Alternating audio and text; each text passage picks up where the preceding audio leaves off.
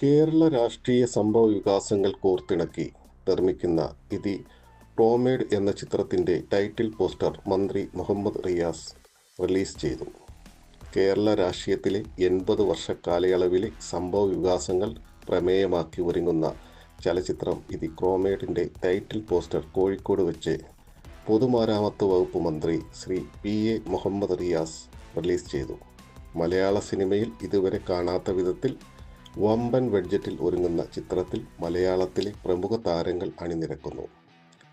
വെള്ളം, സുമതി വളവ് എന്നീ ചിത്രങ്ങൾ നിർമ്മിച്ച മുരളി കുന്നംപുറത്ത് വാട്ടർമാൻ ഫിലിംസിന്റെ ബാനറിൽ നിർമ്മിക്കുന്ന ബിഗ് ബഡ്ജറ്റ് ചിത്രമാണിത്.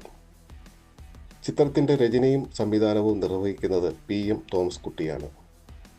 നാളിതുവരെ മലയാളത്തിൽ ഇറങ്ങിയ പൊളിറ്റിക്കൽ ചിത്രങ്ങളിൽ നിന്ന് വളരെ വ്യത്യസ്തമുള്ള ജോണറിൽ ഒരുങ്ങുന്ന ചിത്രം കൂടിയാണ് ഇത്. കഴിഞ്ഞ 80 വർഷത്തെ കേരളത്തിലെ രാഷ്ട്രീയ സംഭവ വികാസങ്ങൾ പശ്ചാത്തലമാക്കി പ്രേക്ഷകന് തിയേറ്റർ എക്സ്പീരിയൻസ് നൽകുന്ന രീതിയിലാണ് ഒരുങ്ങുന്നതെന്ന് സംവിധായകൻ തോമസ് കുട്ടി അഭിപ്രായപ്പെട്ടു. കേരളത്തിലെ രാഷ്ട്രീയ പശ്ചാത്തലത്തിൽ ഒരുങ്ങുന്ന ഈ ചിത്രത്തിൽ മലയാളത്തിലെ 10ഓളം മുഖ്യധാര അഭിനേതാക്കളും മറ്റ് പ്രഗത്ഭരായ താരങ്ങളും സാങ്കേതിക പ്രവർത്തകരും അണിനിരക്കുന്നു. പൊളിറ്റിക്കൽ ചിത്രമായിരിക്കും ഇതെന്നും വരും ദിവസങ്ങളിൽ മറ്റ് വിവരങ്ങൾ പുറത്തുവിടുമെന്നും നിർമ്മാതാവ് മുരളി കുന്നംപുറത്ത് പറഞ്ഞു.